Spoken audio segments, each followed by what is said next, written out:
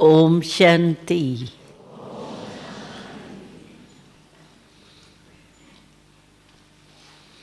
सभी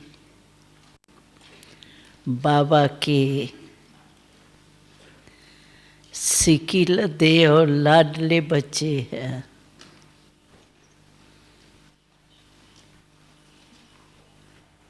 क्योंकि बाबा ने हम सबको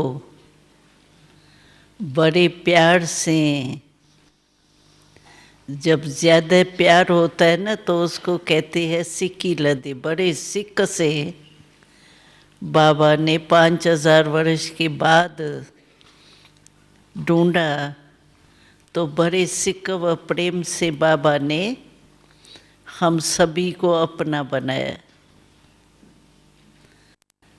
और बाबा हर रोज़ हमको टाइटल देता है सिकीलदे के साथ लाडले। तो लाडला जो होता है ना, उसको माँ बाप बहुत दिल के प्यार से पालते हैं। तो हम सबको भी बाबा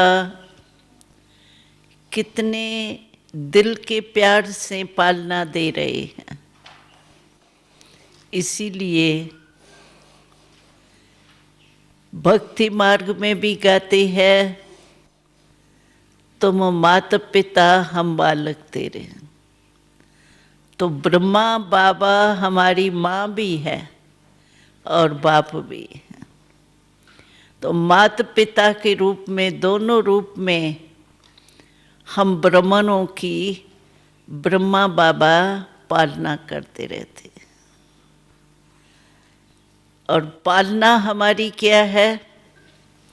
वैसे तो आप कोई कहाँ रहते, कोई कहाँ विदेश में रहते हैं, फिर भी हम कहते हैं सभी हम परमात्मा के पालना में रहते हैं। तो वो पालना कैसे हमारी होती है? तो पालना होती है हमारी मनसा, बाबा की प्रेम की वृत्ति, प्रेम की दृष्टि और मुख की मुरली। मुरली जो है वो हमें सारे दिन की पालना का जो भी वेद है वो सब बता देती है। आपने देखा होगा, अनुभव किया होगा, कोई भी आपको समस्या आवे, मानो मुरली उसी डेट की आपके पास नहीं पहुंची है, डेट थोड़ी नीचे ऊपर हो भी जाती है, लेकिन आपके पास कोई समस्या आ गई, तो जैसे बच्चे होते हैं, कोई भी समस्या आती है तो क्या करते हैं? माँ के पास भागेंगे, माँ ये हो गया, हम क्या करें, ये हो कैसे होगा, क्या होगा। माँ के पास भाग करके और माँ के आगे जाके वर्णन करते हैं। तो हम बच्चे भी, कोई भी समस्या आती है तो हमको कौन याद आता है? बाप दादा दोनों ही याद आते हैं। तो हमने देखा है बाप दादा, या तो हम अपने दिल के प्यार से बाबा को मेरा बाबा कहा तो बाबा हाजिर हो जाता है। सेकंड भी नहीं लगाता है बाबा, इतना प्यार है बाबा का। जैसे कोई बहुत प्यारा होता है ना तो समझते हैं उससे एक सेकंड भी अलग नहीं हो सकते हैं। ऐसे बाबा अगर दिल से मेरा बाबा कहा तो बाबा हाजिर हो जाता है। और जो आपकी समस्या है, आप जो भी बोलो, बाबा ये हो गया, बाबा ये है, बाबा ये है, बाबा उसका उत्तर देगा। और उत्तर मिलता है। लेकिन कई भाई बहनें ऐसे कहते हैं, तो हम तो बाबा से रोयान करते हैं, हम तो करते हैं, लेकिन बाबा का जवाब नहीं मिलता है। बाबा सिर्फ मुस्कुराता रहता है, जवाब तो नहीं सुनाई देता है। क्यों नहीं जवाब सुनाई देता है? कोई को देता है और कोई को नहीं देता है। तो नहीं बाबा का जवाब आता है, उसका कारण क्या है? कारण क्या है कि हमारी बुद्धि जो है ना, बुद्धि बिल्कुल क्लीन और क्लियर है। कोई भी चीज़ अभी भी देखो, ये जो साइंस के साधन है, आप वहाँ बैठ कर के बाबा की मुरली सुनते हो। अगर लाइन क्लियर नहीं है तो 4 बजे तक 3 बजे तक बैठ के कहते हैं चलो योग कर लिया, लाइन क्लियर नहीं है, सुनने ही नहीं आया कुछ। तो लाइन क्लियर चाहिए ना। कोई भी साइंस का साधन देखो, टेलीफोन ही देखो, टेलीफोन में भी लाइन अगर नहीं आपको क्लियर मिलेंगी तो सुनाई नहीं देगा, कितना भी आप ज़रूरी समझो क्या भी हो। ऐसे बाबा का रिस्पॉन्स मिलता ज़रूर है, लेकिन हमारी बुद्धि जो है वो क्लीन और क्लियर भी हो ना। अगर लाइन क्लियर नहीं होती है तो आवाज़ आता है लेकिन समझ में नहीं आता है। ऐसे ही अगर हमारी बुद्धि क्लीन और क्लियर है, टचिंग पावर है, तो ज़रूर बाबा का रिस्पॉन्स मिलता है। चलो वो हमारी बुद्धि इतनी महीन नहीं हुई है, इतनी क्लियर क्लीन नहीं हुई है, तो दूसरा साधन है फिर मोटा। वो ये है कि आपके पास कोई भी मुरली हो, कोई भी डेट की हो, लेकिन उस मुरली को आप अध्ययन करो, तो उसी मुरली में भी आपको समस्या का समाधान मिलेगा। जो आप प्रश्न होगा आपके मन में, उसका उत्तर आपको मिलेगा। ये कई भाई बहनों का अनुभव है। और फॉरेन में तो हमने बहुतों के अच्छे अच्छे अनुभव सुने हैं। वो कहते हैं बस कुछ भी बाबा के चित्र के सामने जाए नहीं जाए, लेकिन बाबा को इमर्ज करते हैं, बाबा दिल से कहते हैं, बाबा हमारे सामने आ जाता है और बाबा हमको जवाब दे देते हैं। तो इसीलिए पहले हम ये देखें कि हमारी बुद्धि, बाबा ने कहा था अंत के समय आपकी अगर वॉइसलेस बुद्धि होगी तो वो वायरलेस का काम करेंगी। साइंस वाले क्या करते हैं, वायरलेस से कहाँ का कहाँ आवाज़ जो है कैच कर लेते हैं। तो बाबा ने कहा आपको भी हमने वायरलेस सेट दे दिया है। वो क्या है, वॉइसलेस।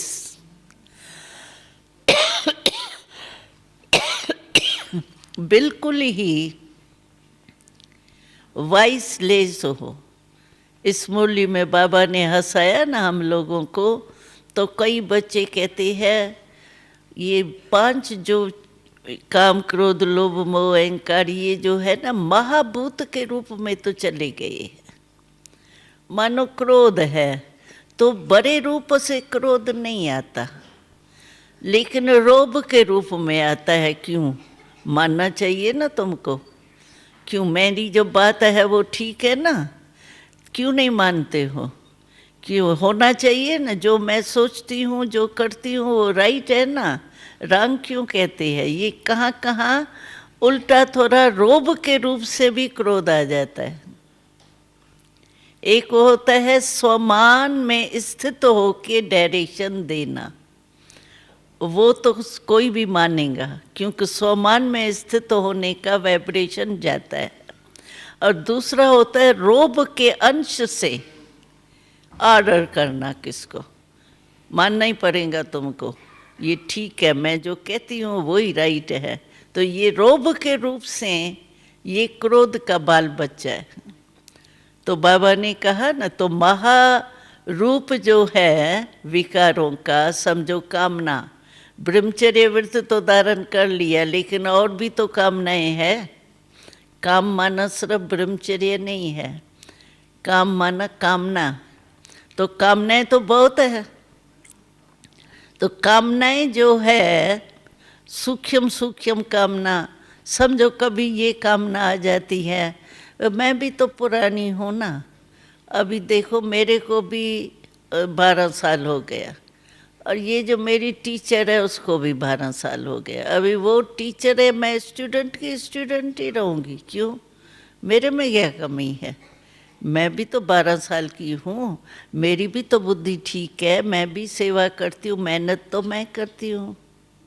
लेकिन ये समझो कामना कोई भी प्रकार की, या ये कामना आती है मैं सेवा की, मैं पुरुषार्थ में इतनी अच्छी हूँ, अच्छा हूँ, लेकिन मेरे को पूछते ही नहीं है। कोई ने पूछा ही नहीं, भाई तुम आए हो, कैसे हो, ठीक हो, बैठो, करके आए सेवा बहुत अच्छी, कोई ने पूछा ही नहीं। ये क्या? तो ये छोटी छोटी कामनाएं जो होती है ना, वो भी तो काम विकार का अंश है ना।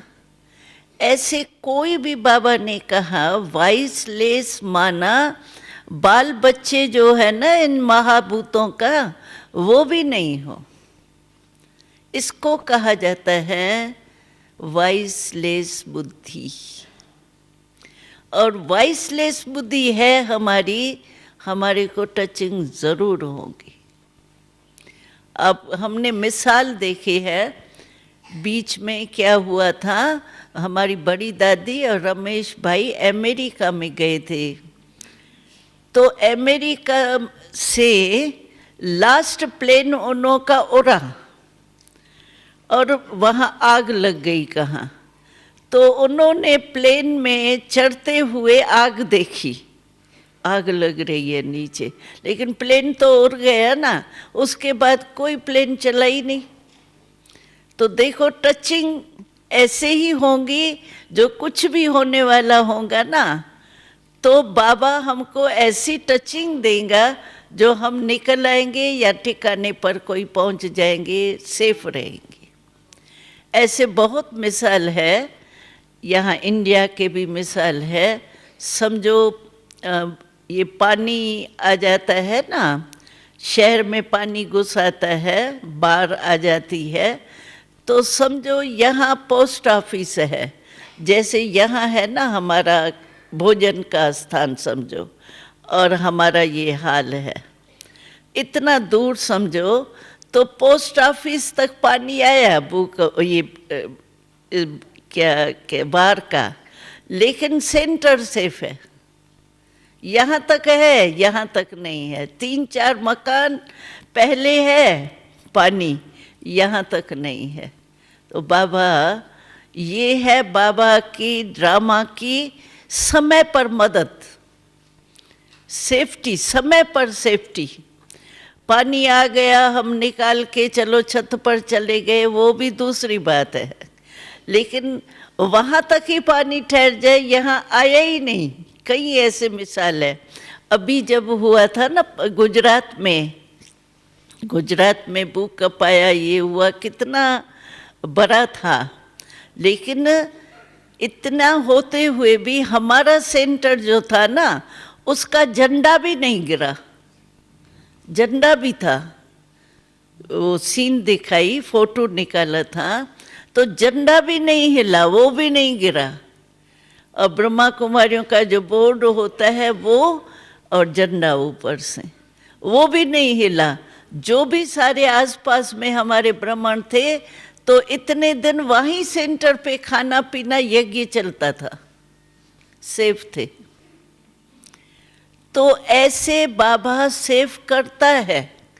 लेकिन किसकी पालना करेगा? जो बच्चे होंगे ना, तो बच्चों की पालना करेगा तो वो फिर बच्चे कैच भी तो कर सके ना। ऐसे तो बाबा के बच्चे अज्ञानी भी हैं, उनकी भी करता है, लेकिन वो कैच भी तो करे ना। मैं फोन कर रही हूँ, आपका फोन एंगेज है, तो आपको पहुंचेगा क्या आवाज?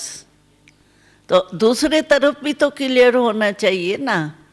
तो जो क्लियर बुद्धि वाले हैं, क्लीन बुद्धि वाले हैं ना, उनको समय पर जरूर मदद मिलती। सभी फोटो निकालते थे हमारे यहाँ गुजरात में जो हुआ, उस भुज के सेंटर का सब फोटो निकाल के जाते थे। तो ये कैसे गिरा ही नहीं, झंडा ही नहीं गिरा। कमाल तो ये है। दूसरे सारी मंजिलों की मंजिल नीचे चली गई। कितना विनाश हुआ, कितने बच्चे बेचारे वो परेड निकालने के लिए निकले थे स्कूल से, सारे बच्चे के बच्चे परेड सहित नीचे मर गए। ऐसा था, लेकिन हमारा झंडा नहीं गिरा। तो ये क्या है? बाबा की कमाल है ना। सिर्फ हमको जो बाबा पालना दे रहा है ना, हमको मुरली या सूक्ष्म कनेक्शन। और सूक्ष्म, जितना हम सूक्ष्म होते जाएंगे ना, शरीर के भान से निकलते जाएंगे, सूक्ष्म होते जाएंगे, तो ये सब सूक्ष्म कनेक्शन है। अगर हम सूक्ष्म स्थिति में नहीं रहते हैं, मोटी मोटी स्थिति में रहते हैं, तो सूक्ष्म कनेक्शन से हम सेफ रह ही नहीं सकते। फिर समय पर धोखा हमको मिल सकता है। इसीलिए बाबा कहते हैं कि बाबा की पालना है, बुद्धि बहुत क्लीन और क्लियर चाहिए, कुछ नहीं। और व्यर्थ है तो भी नहीं होगा। हम समझे मेरे पास तो कोई ऐसा बुरा संकल्प या वो तो नहीं आता है, और आना भी नहीं चाहिए। अभी तो बड़े हो गए हैं, वो नहीं आना चाहिए। लेकिन अगर हमारा कनेक्शन ठीक नहीं है और हमारी बुद्धि क्लीन नहीं है, तो भी नहीं हो। तो पालना हम बाबा की ले रहे हैं। सूक्ष्म हमारा मन बुद्धि इतना क्लियर है, व्यर्थ का परछाई तो नहीं है। अगर ये परछाई है व्यर्थ की, तो इससे माया की छाया पड़ी हुई है। वो छाया जो है माया की ना, वो भी योग लगाने नहीं देंगे। हम कोशिश करेंगे, हम आत्मा बीज रूप है, बीज रूप है, बीज रूप है, बीज रूप में स्थिति नहीं, बिंदी जो है ना वो खिसक जाएंगी और बातें सामने आ जाएंगी। क्योंकि सूक्ष्म आत्मा बिंदी बने तभी बिंदु याद आवे। कई भाई बहनें कहते हैं कि योग में बैठते तो, और योग के टाइम जो है ना फालतू बातें ज्यादा आती है। वैसे नहीं आती, योग में बैठने के टाइम और ही ज्यादा आती है। या बीती हुई बातें या फालतू बातें ऐसे आती है। या कई कहते हैं सेवा के ही प्लान चलने लग जाते हैं। बैठते योग में है, लेकिन सेवा के ही प्लान चलते रहते। लेकिन जिस समय जो काम करना है वो ही करना है ना। बाबा ने अमृत वेला दिया है अपने मिलन मनाने के लिए, शक्ति भरने के लिए। उस टाइम थोड़ी सेवा का प्लान बनाना है। तो कईयों को ये भी विघ्न आता है, लेकिन जैसा समय वो काम होना चाहिए ना। अभी मुझे प्यास लगी है और कोई हमको बढ़िया खाना आके देवे, मेरे को अच्छा लगेगा क्या? मैं कहूँगी नहीं, पहले पानी दियो। जिस समय जो हमको करना है वो करे ना। तो ऐसे हम बाबा के पालना में रहें, उसके दो ही तरीके हैं, एक मुरली जिससे श्रीमद् सारे दिन की मिलती है, और दूसरी अपनी बुद्धि क्लीन और क्लियर हो, जो फौरन ही मेरा बाबा दिल से कहा बाबा हाजिर, बाबा कहेगा जी हजूर बोलो। और हम भी कहते हैं बाबा मेरा बाबा मीठा बाबा। तो इतना दिल से अगर हम हैं तो दूर बैठे भी हमारी पालना होती है और होनी है, निश्चित है। ये तो बाबा आया किस लिए, हर एक को ये समझना चाहिए मेरे लिए बाबा आया है। ऐसे नहीं चलो यज्ञ के रचने के लिए आया, विश्व कल्याण के लिए आया, वो तो है ही, लेकिन हर एक को ये नशा होना चाहिए खास मेरे लिए बाबा है, मेरे से बात करता है। मुरली के टाइम भी ऐसे नहीं बाबा हाल में मुरली चल रही है, बाबा सबके आगे मुरली चला रहा है, नहीं, मेरे से बात कर रहा है बाबा, पर्सनल। इसीलिए देखो शास्त्रों में इतने भीड़ भाड़ में ज्ञान दिया, लेकिन सुना एक अर्जुन ने। अर्जुन, आश्चर्य लगता है ना, सारी सेना खड़ी है, इतना सब कुछ घमसान हो रहा है और भगवान गीता सुना रहा है, सिर्फ अर्जुन ही सुन रहा है और सारे के कान बंद थे क्या? लेकिन क्या है, ये इसी का है कारण कि बाबा कहते हैं भले मैं मुरली सभी के लिए चलाता हूँ, लेकिन तुम समझो पर्सनल मेरे से बाबा बात कर रहा है। और किसी से पर्सनल बाबा बात करे तो कितने खुश होते हैं। देखो आप सभी कोशिश करते हैं ना, अव्यक्त बाबा आता है, कोशिश करते हैं हम एक सेकंड भी ऊपर चढ़ के दृष्टि ले लेवें। अब दृष्टि तो दे रहा है बाबा, उठ के भी देता है, पहले भी देता है, लेकिन पर्सनल आपको अनुभव अच्छा होता है ना। और बाबा अगर आपसे पर्सनल दो शब्द बोले, नाचने लगेंगे।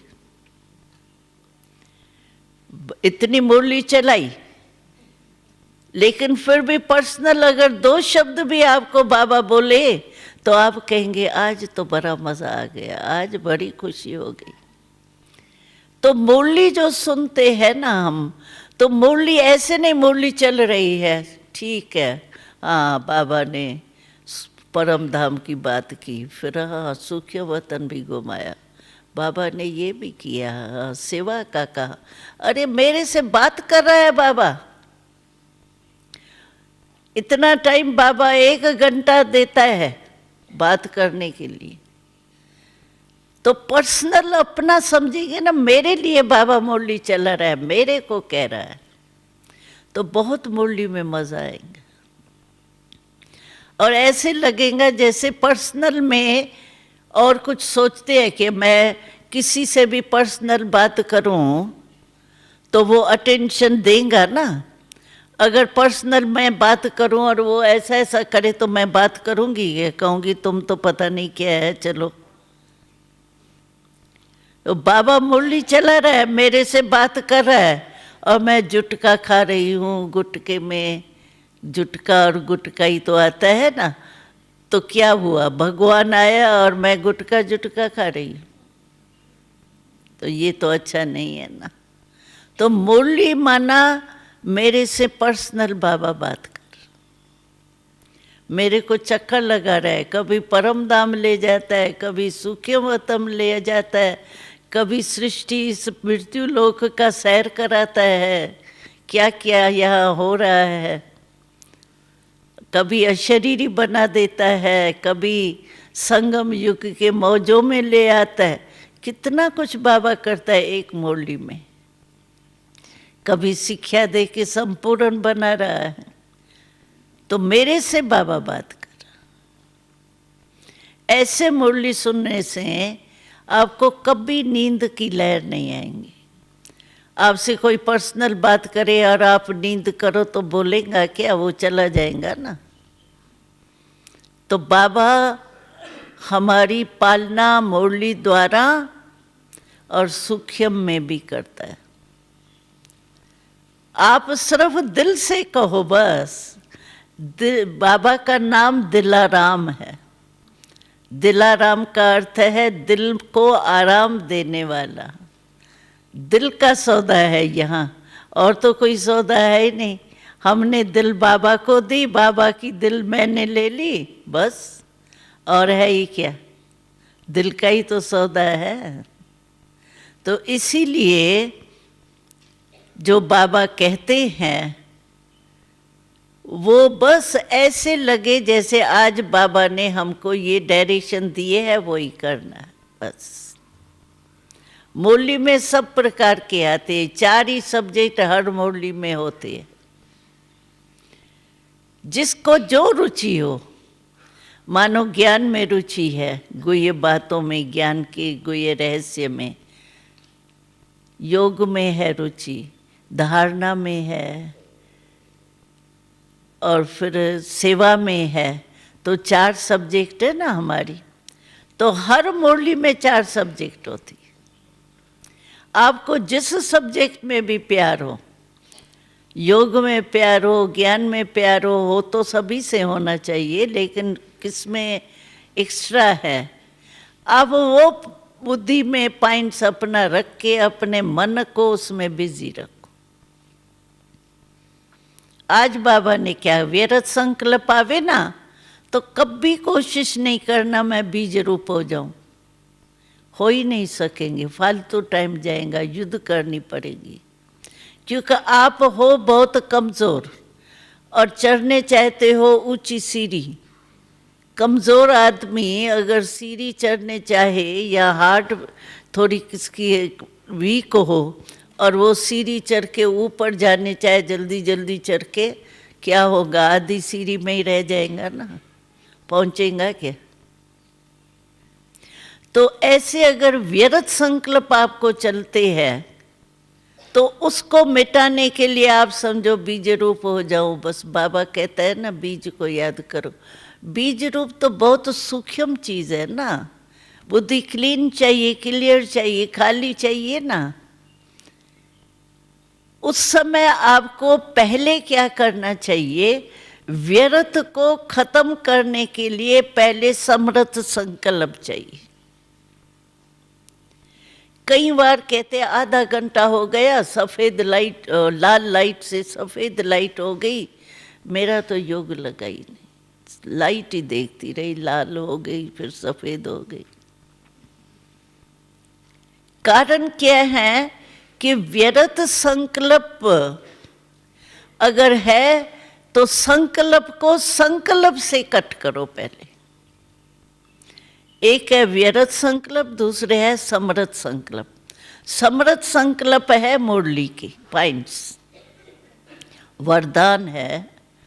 हम तो कहते हैं चलो 3 पेज की मुरली नहीं याद आती है, और होता है ऐसी मेजॉरिटी। देखो ना, जिस समय मुरली सुनते कहते आज की मुरली, बहन जी आज की मुरली तो बाबा ने बहुत अच्छी चलाई, बहुत मेरे को प्यारी लगी।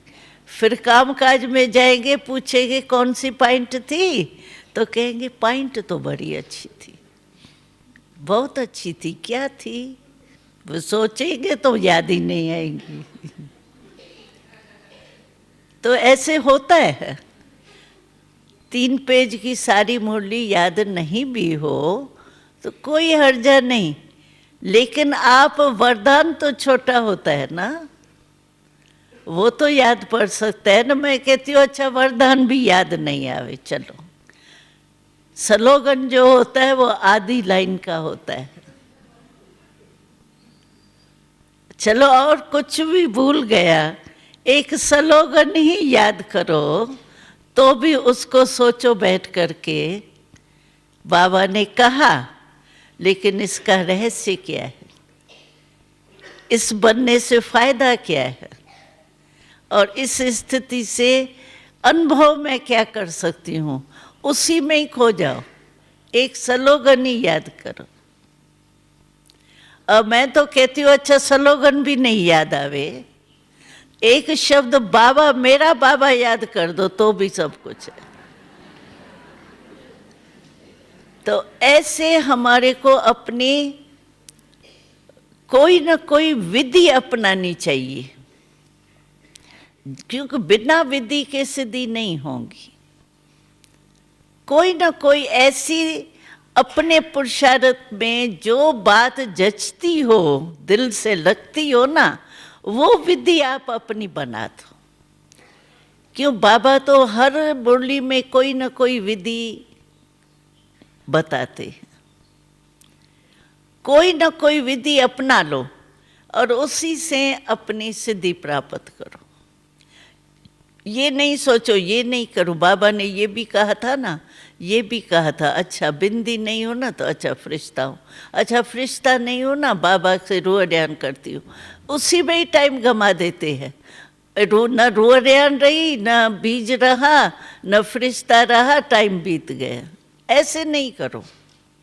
उसमें क्या है, जैसे मेहनत लगती है, जो भी अच्छी लगे, चलो फरिश्ता तो फरिश्ता ही सही, रूह ध्यान तो रूह ध्यान ही सही, व्यर्थ संकल्प को खत्म करो।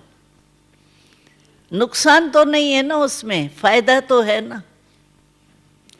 और जब आपकी बुद्धि चेंज हो जाएंगी ना, बुद्धि अपने कंट्रोल में आ जाएंगी, फिर आप बीज रूप बनो, कुछ भी बनो, सहज हो जाए। नहीं तो बहुत मेहनत करनी पड़ती है। और युद्ध करते करते बाबा ने एक मुरली में बहुत अच्छा कहा कि इतने थक जाते हैं, दिल शिकस्त हो जाते हैं जब मेहनत होती है ना, फिर लास्ट यही आता है, मेरा शायद पार्ट नहीं है, मेरा भाग्य नहीं है। बेचारे भाग्य के ऊपर क्यों दोष लगाते? भाग्य क्यों नहीं है?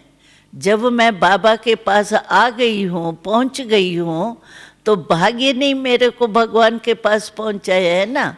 ये मैं कैसे कहती हूँ कि मेरा भाग्य ही नहीं है, शायद मेरा पार्ट नहीं है, मैं नहीं 108 में आ सकती हूँ। मैं देखती हूँ ना, मैं आ ही नहीं सकती हूँ। किसने ये लकीर आपकी खींच ली, आप नहीं आ सकते हो? ये तो चीयर्स गेम है, लास्ट में जाके विजयी बनते हैं। पहले चलते हुए पता नहीं पड़ता है विजयी कौन है, लास्ट।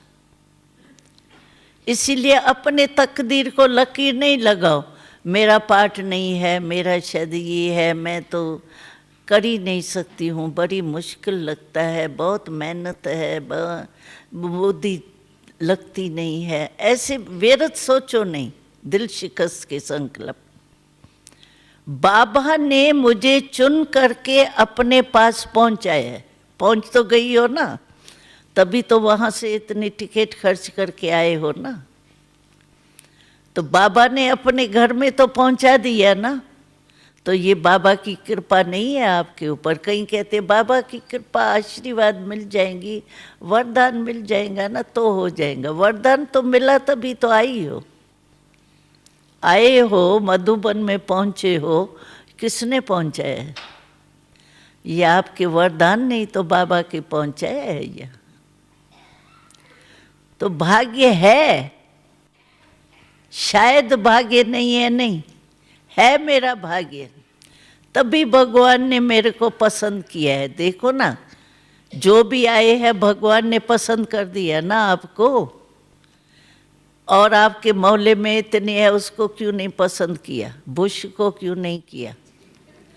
वो बेचारा विनाश का ही सोच रहा है। उसको क्यों नहीं अपनाया? क्योंकि उसको साइंस का है, आपको साइलेंस का है। इसीलिए आप कभी दिल शिकस्त नहीं होना। अपनी विशेषता समझो, अरे कुछ भी नहीं है मेरे में, समझो कोई गुण नहीं है, कोई ताकत नहीं है, चलो आप में ये तो विशेषता है, भगवान को पहचानने की आंख तो है कि नहीं है? है? कई भाई बहनें कहते हैं हमारे में, बाबा तो कहते हैं विशेष आत्मा, लेकिन मैं हूँ नहीं, मेरे को अपनी विशेषता ही नहीं समझ में आती। कौन सी विशेषता मेरे में है? नहीं। अरे इतनी बड़ी विशेषता है आप में, जो भगवान को पहचान लिया, और क्या विशेषता चाहिए आपको? और भगवान ने आपको पसंद कर लिया। भगवान की पसंद ही कम होती है क्या? चलो हम कैसे भी हैं, लेकिन भगवान तो रांग नहीं है ना, उसने तो मेरे को पसंद किया तभी तो यहाँ पहुंचा है। जिसको भगवान ने पसंद कर दिया वो विश्व के पसंद हो गया।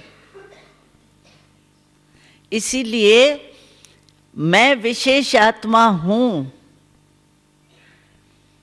बाकी कमी पेशी आती है, ये पिछला हिसाब भी कोई होता है, वो चुकता हो जाएगा। हम मम्मा की बात सुनाते हैं आपको। मम्मा की तबीयत खराब थी ना थोड़ी, लेकिन मम्मा का चेहरा कभी वो उदास नहीं लगता था। एक बारी की मैं बात सुनाती हूँ। मम्मा बॉम्बे में थी, तो मम्मा के साथ मम्मा की ब्रह्मणी भी थी ना, जो संभाल के लिए होती है। तो रमेश भाई के घर में मम्मा थी।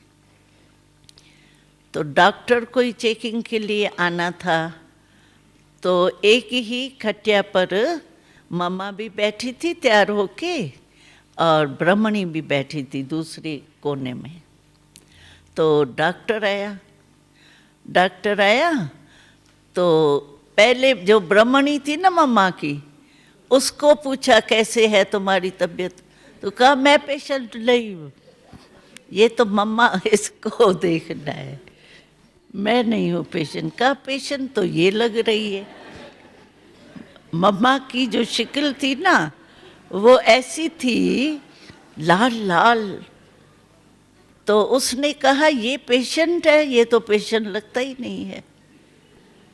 और मम्मा को हम लोग कहते थे, क्योंकि मम्मा को तकलीफ तो थी, लेकिन मम्मा से कई भाई बहनें क्वेश्चन करते थे, मम्मा आपको पता भी है, और जिस समय तकलीफ होती है ऐसे थोड़ी एक तकलीफ फील नहीं करती है, लेकिन सहन शक्ति मम्मा की थी। होता तो था ना तकलीफ। तो मम्मा कहती थी, मम्मा आप तो लगते ही नहीं है, जैसे मिलते हैं करते हैं उस समय समझ में नहीं आता है आपको कोई तकलीफ है। जो पर्सनल हम अंदर देखते थे ना तो फील करते थे मम्मा को तकलीफ तो है, लेकिन बाहर से कुछ दिखाई नहीं देता था। मम्मा आप इतने तकलीफ होते हुए कैसे खुश रहती हो? तो मम्मा कहती थी, बहुत अच्छी बात मम्मा सुनाती थी, तो देखो जो पिछला किया हुआ हिसाब किताब है ना, वो चुकता तो करना ही है, चाहे योग से, चाहे थोड़ा हिसाब चुकता करने से, सूली से कांटा। लेकिन मुझे धर्मराजपुरी में नहीं जाना है। कोई भी हिसाब किताब मेरा रह जाएगा तो धर्मराजपुरी में, जैसे कस्टम में फंस जाते हैं ना, धर्मराजपुरी भी ऐसी है। अगर थोड़ा भी कलयुगी संस्कार होंगे ना, वो कोई चीज़ फालतू ले आते हैं तो फंस जाते हैं ना कस्टम में, ऐसे वहाँ धर्मराजपुरी की भी जो सजाएं है वो ऐसे ही फील होती है। वो तो दूसरी टॉपिक है धर्मराजपुरी की। लेकिन मम्मा कहती थी कि मुझे यहाँ ही अपना हिसाब किताब, और अभी देखो मुझे यही खुशी होती है तो मैं बाबा के याद के गोदी में बैठ के चुकतू कर रही हूँ। धर्मराजपुरी में तो नहीं हूँ ना। बाबा के गोदी में बैठ के बाबा की वो शुभ भावनाएं मिलती है, सबकी दुआएं मिलती है, तो मुझे ये खुशी होने के कारण मुझे ये दर्द की फीलिंग नहीं होती। तो मम्मा ये जवाब देती थी। तो हमको भी कोई हिसाब किताब, किसको मन का हिसाब होता है, किसको व्यक्ति से हिसाब होता है, किसको शरीर का हिसाब होता है, भिन्न भिन्न प्रकार के हिसाब होते हैं। लेकिन जो भी हिसाब है, और मम्मा कहती थी मैं समझती हूँ मेरे ऊपर समझो एक 10 किलो का वजन है, उससे अगर 2 किलो भी कम हो गया तो खुशी होंगी या गमी होंगी? 2 किलो कम हुआ तो बोझ हल्का हुआ ना। तो मम्मा कहती थी मैं समझती हूँ ये सूली से कांटा होके बोझ उतरा, इसीलिए मुझे दुख नहीं होता इसका, मैं खुशी रहती हूँ। तो देखो कितनी मम्मा की स्पिरिट थी। और लास्ट डे मम्मा दिन में शरीर छोड़ रही है, छोड़ा, लेकिन उससे 1 घंटा पहले, शरीर छोड़ने से 1 घंटा पहले मम्मा ने लास्ट डे यहाँ नीचे पांडव भवन में आपने देखा होगा अंगूर के चुगे, अंगूर देखिए ना नीचे पांडव भवन में, और नीचे नहीं ऊपर ऊपर पांडव भवन में वो अंगूर है ना, तो अंगूर निकलती थी ना, तो बाबा सभी को 2-2 पीस अंगूर के सेंटरों में भी बेचते थे, यहाँ भी खिलाते थे। बाबा के घर की अंगूर थी ना। तो लास्ट डे मम्मा ने अपने हाथ से 2-2 अंगूर सभी बच्चों को बुला के बांटी थी, सब जितने भी थे। और बच्चे तो छोड़ो, लेकिन जो नौकर भी थे ना यहाँ काम करने वाले, उन्हों को भी बांटा था। और 1 घंटे के बाद शरीर छोड़ा है। देखो कैसी स्थिति थी। तो तकलीफ तो होगी ना, लेकिन मम्मा 3 घंटे लग गए थे मम्मा को बांटने में। तो ये क्या है? ये हिसाब किताब चुकतू हुआ ना। और दुआएं कितनी मिली। तो ऐसी कोई भी हिसाब किताब हो, मन का भी हो, क्योंकि मन के कईयों को मन का ही होता है, अपने मन का, और कोई नहीं निमित्त बनता है हिसाब किताब के लिए। अपना मन ही कभी देखो तो गिरता है, कभी चढ़ता है, कभी उल्टा कभी सुलटा, ये मन की बीमारी। और कोई कोई व्यक्ति कोई होता है, कोई व्यक्ति से ऐसा हिसाब किताब करा होता है जो चुकतू ही नहीं होता है, कहते पता नहीं क्या मेरा इससे हिसाब किताब है। कोई एक का एक होता है थोड़ा हिसाब लेने वाला, और कोई का प्रकृति का होता है, कोई का मौसम से ही कनेक्शन होता है। मौसम खराब हुई गया, मौसम अच्छी हुई जैसे गिर गया फूल, मौसम थोड़ी नीचे ऊपर हुई इफेक्ट आ गया गया। तो भिन्न भिन्न हिसाब किताब होते हैं, लेकिन हिसाब किताब चुकतू करो खुशी खुशी से, समझो बोझ उतरा। ऐसे नहीं मेरा शायद हिसाब है, क्या है, करा हिसाब है, चुकतू होता ही नहीं है। दिल शिकस्त कभी नहीं बन, दिल खुश। अरे बाबा मेरे साथ है, मैं कैसी भी हूं, लेकिन बाबा ने मेरा हाथ पकड़ा है ना। गीत गाते हैं ना, हाथ में हाथ दिया है ना बाबा ने, तो हाथ से पकड़ लेगा ना। डूबता भी है कोई, अगर हाथ पक्का होता है दूसरे का, बच जाता है ना। गिरता भी कोई है तो कोई संभालने वाला होता है तो संभल जाता है ना।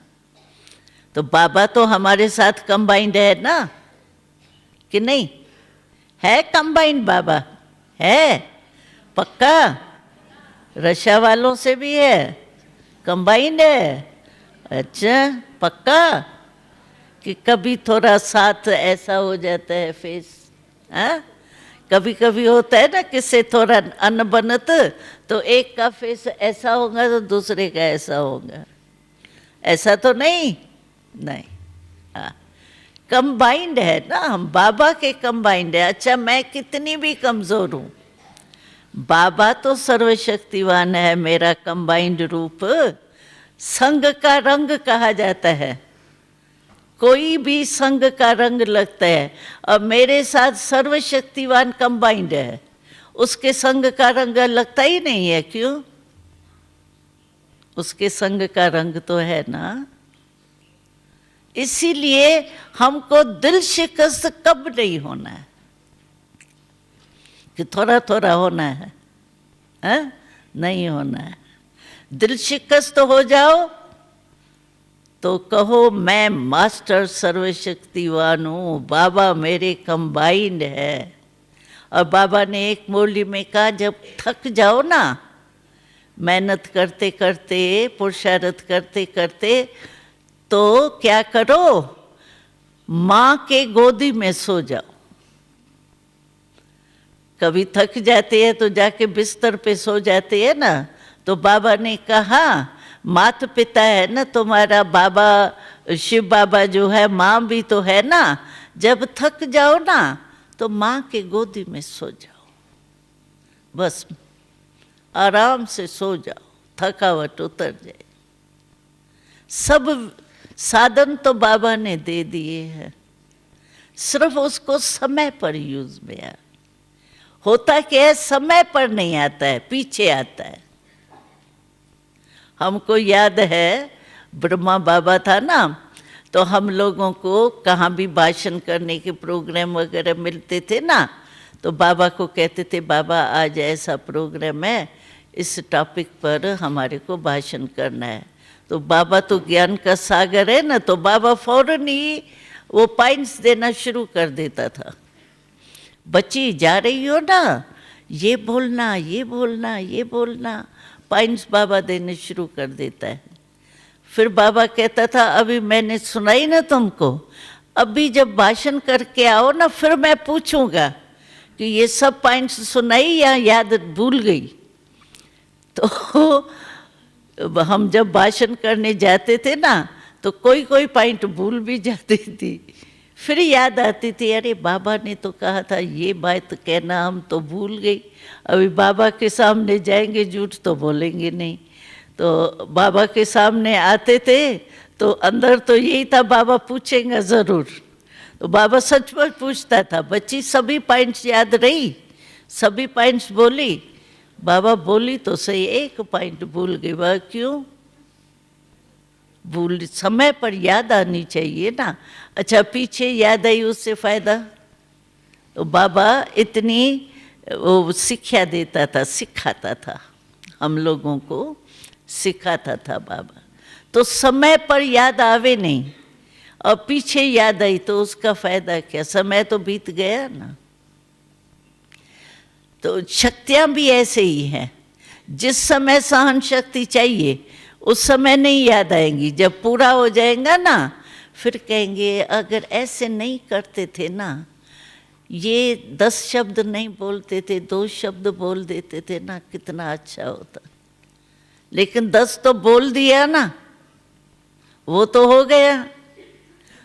तो इसीलिए समय पर शक्ति याद आवे, यूज होवे। सामना करना है, उस समय भय आ गया, संकोच आ गया, पीछे कहती तो सामने करने की शक्ति मेरे में थी तो सही, यूज क्यों नहीं की? अपने आप से ही बोलते रहेंगे। ऐसा नहीं, समय पर आना चाहिए। शक्तियां तो सभी धारण कर रहे हैं, लेकिन नंबर क्यों बनते हैं? 108 फिर 16,000, एक नंबर और 16,000 का लास्ट नंबर कितना फर्क होगा? फर्क क्या हुआ? एक ही टीचर, एक ही मुरली, 67 साल वाले भी वही मुरली सुन रहे हैं, पढ़ रहे हैं, और 1 मास वाला भी वही मुरली पढ़ता है। पढ़ाने वाला एक, पढ़ाई एक, फिर भी इतने नंबर क्यों? कारण ज्ञान सब में है, सब सुनते हैं, शक्तियाँ बाबा ने सबको दी है, लेकिन समय पर यूज करने की विधि चाहिए। वो पास हो जाता है। जैसे इम्तिहान के टाइम पढ़ाई तो सब पढ़ते हैं, लेकिन क्वेश्चन जब पेपर होता है उस समय क्वेश्चन का उत्तर नहीं आया तो क्या हुआ? पढ़ के क्या किया? ऐसे समय पर शक्तियाँ यूज होना चाहिए, वो चेक करो। अच्छा ये बात आई हमारे सामने, तो सचमुच समय पर जो बाबा कहता है, जिस विधि से जिस समय वो काम में आया। अगर वो नहीं है तो क्या करें? उसके लिए मनन करो, मनन करो। ये शक्ति क्या है, किस समय यूज करनी है, कैसे यूज करनी है, उसको मनन करके अंदर जैसे रिपीट करते हैं ना, तो बात याद आ जाती है। ऐसे मनन करने से फिर वो समय पर इमर्ज हो जाएगी। तो ऐसा पुरुषार्थ हम सबको कर रहे हैं, करना है। बाकी आज की टॉपिक थी शायद स्वराज की, हम तो दूसरी बातें कर रहे थे। लेकिन स्वराज तो बहुत सहज है। स्व का राज, स्वराज का अनुभव तब होगा जैसे राजा को राजाई का नशा तब महसूस होता है जब वो तख्त पर बैठता है। तो हमको भी स्वराज का अनुभव तब होता है जब हम अपने को भ्रुकुटी के बीच में मैं आत्मा तख्त नशीन बैठी हूँ, ये नशा होगा ना, अनुभव होगा ना, तो स्वराज का अनुभव ऑटोमेटिकली होगा। भले कोई जज है, लेकिन जब जज के कुर्सी पर बैठता है तो जज का दबदबा कितना होता है। वही जज घर में आता है तो बाप और चाचा और काका बन जाता है, उस समय थोड़ी जज होता है। लेकिन कुर्सी पर होता है तो कितना नशा होता है।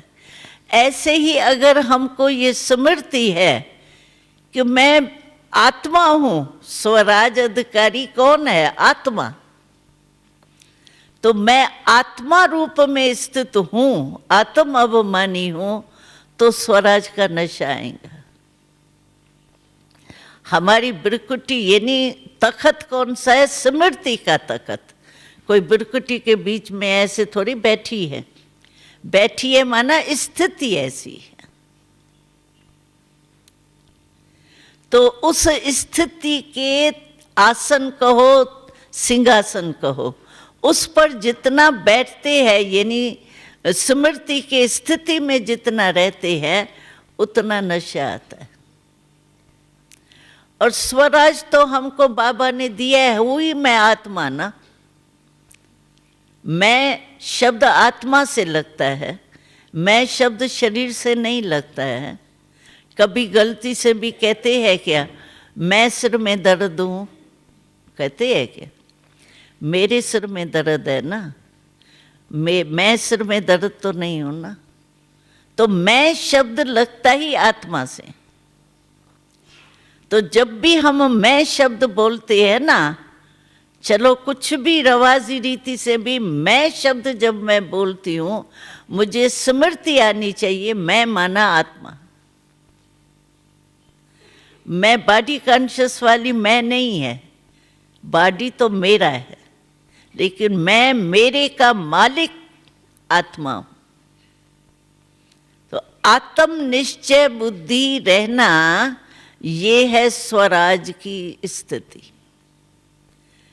स्थिति में स्थित रहे, बस मैं हूं ही आत्मा। हम आपको सुने जब शुरू शुरू में हम आए हैं, स्थापना हुई, छोटे बच्चे के रूप में हम लोग आए, तो हमको परमात्मा का ज्ञान नहीं था क्लियर, कृष्ण का ज्ञान था। बाबा को परमात्मा परमात्मा बिंदी बिंदी कुछ नहीं थी, सिर्फ आत्मा का ज्ञान था। और बाबा को कृष्ण समझते थे, बस वही कृष्ण मिल गया हमको। साक्षात्कार भी कृष्ण के, वैकुंठ के होते थे। सूक्ष्म वतन परम धाम वरम धाम कुछ नहीं था, आत्मा का ज्ञान था। हम आपस में बात भी करते थे ना, बस आत्मा आत्मा को देख रही है, आत्मा ये काम कर रही है, आत्मा कर्मेंद्रियों से ये कर। आत्मा का इतना पक्का पाठ था जो बस और कोई स्मृति नहीं रहती थी। हाथ पांव चलाते थे, लेकिन आत्मा मालिक इस कर्म इंद्रियों, जैसे दफ्तर में, इंडस्ट्री में मालिक होता है, वो कर्मचारियों से अपना काम कराता है, कराता तो है ना, लेकिन भूल जाता है क्या काम कराते कि मैं डायरेक्टर नहीं हूँ, मालिक नहीं हूँ। ऐसे बाबा कहता है कि आत्मा कर्म इंद्रिया ये कर्मचारी है हमारी। तो कर्मचारी से काम कराने वाली मैं आत्मा हूं, मालिक हूं ना। तो मालिक का क्या होता है? मालिकपन का ये होता है जो चाहे जो ऑर्डर करे वो मानेंगे। तो अगर अपने को आत्मा मालिक स्वराज अधिकारी समझेंगे तो आपकी कोई भी कर्म इंद्री यानी कर्मचारी जो है, काम करने वाले कर्मचारी, वो कभी भी धोखा नहीं देंगे। ऐसे होता है ना, घर में भी देखो कोई सर्वेंट होता है, आपके यहाँ तो शायद सर्वेंट नहीं होता है, लेकिन घर में भी कोई सर्वेंट होते हैं, मालिक जो है वो इतना पावरफुल नहीं होता है, तो गुलाम जो सर्वेंट है ना वो मालिक बन जाता, मालिक गुलाम बन जाता, सर्वेंट बन जाता है। ऐसे ही ये कर्म इंद्रियां जो है, आत्मा हम स्वराज अधिकारी है, लेकिन ये कर्म इंद्रियां धोखा दे देती है। बॉडी कॉन्शियस हो जाती है, माना कर्म इंद्रियों ने धोखा दिया। तो आत्मा अपने स्थिति के सीट पर सेट रहे तो अब सेट नहीं होंगे। बाबा ने कहा ना, सीट पर सेट नहीं होते हैं ना तो अब सेट होते। अभी देखो यहाँ आप बैठे हो, अगर आपको 1 घंटा भी बैठने की सीट ठीक नहीं हो, अब सेट होते रहो, कुछ नीचे ऊपर तंग हो, ये हो, तो आपको आराम आएगा क्या? सुन भी नहीं सकेंगी, वही सोच चलता रहेगा, मेरे को तो दर्द हो रहा है, मेरे को तो ये हो रहा है। तो अब सेट वाला नहीं ठीक हो सकता, सीट पर सेट होना पड़ेगा। सीट है, हम मालिक है, मैं आत्मा मालिक हूँ, ये कर्मचारी, ये स्थिति की सीट पर सेट रहो। अब सेट होंगे ही नहीं, क्यों अब सेट होंगे? तो आत्मा अभिमानी का फाउंडेशन बहुत पक्का चाहिए। बात करते करते भी स्मृति आनी चाहिए, ये आत्मा आत्मा से करे। किसी को मनसा सेवा करते हैं तो मनसा सेवा भी कैसे, आत्मा आत्मा को दे रही है ना, आत्मा को ही तो आप पावर देते हो ना, शरीर को थोड़ी देते हो, तो डॉक्टर देते हैं। हमारा तो आत्मा से काम है ना। तो आत्म अभिमानी नहीं होंगे ना तो मनसा सेवा भी हमारी सफल नहीं होगी, क्योंकि आत्मा आत्मा को दे रही है। हम ही आत्मा नहीं है तो आत्मा को पहुंचेगा कैसे? इसलिए मनसा सेवा भी आत्म अभिमानी स्वराज अधिकारी के स्थिति में स्थित होंगे तब हो, नहीं तो मनसा सेवा का फल नहीं मिलेगा। कई बार कहते हैं ना, मनसा सेवा मैं करती तो हूँ लेकिन वायुमंडल बदलता नहीं है। क्यों नहीं बदलता है? क्योंकि आप आत्म अभिमानी सीट पर सेट होकर के किया कि और संकल्प किए। आत्मा आत्मा को देती है, चलते फिरते ये चेक करो, मैं स्वराज अधिकारी होके कर्म इंद्रियों से कर्म करा रही हूं। काम करते भी हो सकता है ये। अगर डायरेक्टर डायरेक्शन देता है तो डायरेक्शन देते हुए भूल जाता है कि मैं डायरेक्टर हूं, याद रहता है ना। तो मैं स्वराज अधिकारी हूं, ये काम काज करते भी हो सकता है। ऐसे नहीं है काम करते मैं कैसे सोल कॉन्शियस रहूं। अरे सोल ही तो काम करा रही है, आत्मा ही तो कर्म इंद्रियों से करा रही है ना। तो निरंतर योगी भी इससे हो सकते हो, आत्म अभिमानी बनने से। और आत्मा का नेचुरल योग हो सकता है, क्योंकि आत्मा को और कोई भी संबंध है ही नहीं। ये सारा जो भी है संसार की बातें, देह भान, देह के संबंध, देह के पदार्थ, सब देह के साथ है। आत्मा के लिए तो स्वयं परमात्मा के और कुछ है ही नहीं। तो जितना हम आत्म अभिमानी रहते हैं ना, उतना बाबा की याद भी हमारी निरंतर बहुत सहज होती। मेहनत नहीं करनी पड़ती, आत्मा का कोई है ही नहीं ना। जो हम कहते हैं ना बाबा ही हमारा संसार है, किसका संसार है? आत्मा का ना, बॉडी कॉन्शियस का थोड़ी। तो वो प्रैक्टिकल स्टेज जो हमारी है, सहज योगी भी बन जाएंगे, सुतः योगी भी बन जाएंगे, और मालिकपन के कारण कर्म इंद्रियां धोखा भी नहीं देंगी, मेहनत नहीं करनी पड़ेगी, नेचुरल लाइफ बन जाएंगी। जो बाबा कहते हैं ना, नेचर और नेचुरल बनाओ। आत्मा की नेचर ही वो है, ज्ञान स्वरूप, सुख स्वरूप, शांत स्वरूप, वही होंगी। तो आत्म अभिमानी स्वराज अधिकारी का अर्थ ही है आत्मक स्वरूप में स्थित होना। और इजी है, ओरिजिनल तो मैं हूँ ही आत्मा। ये तो थोड़ी सी बॉडी कॉन्शियस की विस्मृति हो गई है। ओरिजिनल तो आत्मा ही होना। तो इस स्मृति में रहने से सब सहज हो जाए, और कोई कर्मेंद्री धोखा दे ही नहीं सकती है। राजा जो होता था पहले जमाने में, राजाओं का कोई ऑर्डर नहीं माने हो ही नहीं सकता है। अभी भी हमने देखा या दुबई में, वो कहते कोई जिस कर्मेंद्रियों से कुछ पाप करेगा उसका हाथ काटा जाता है। अभी भी कहते मतलब डिक्टेटर है या जो भी है सुल्तान, वो इतना पावरफुल है। तो हम आत्मा जब पावरफुल होते हैं ना, तो हमारा ऑर्डर कोई कर्म इंद्री नहीं माने, ये हो ही नहीं सकता है।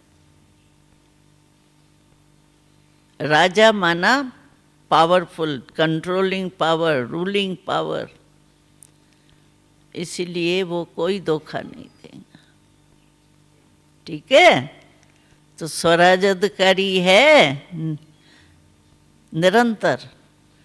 ऐसे नहीं योग में बैठे तो आत्मा, और काम काज में गए तो फिर आत्मा भूल जाए। नहीं, काम काज में और ही नशा चढ़ना चाहिए। मैं कर्म इंद्रियों से काम करा रही हूँ, मालिकों के काम करा रही हूँ, तो निरंतर योगी भी सहज बन जाए। अच्छा, ओम शांति।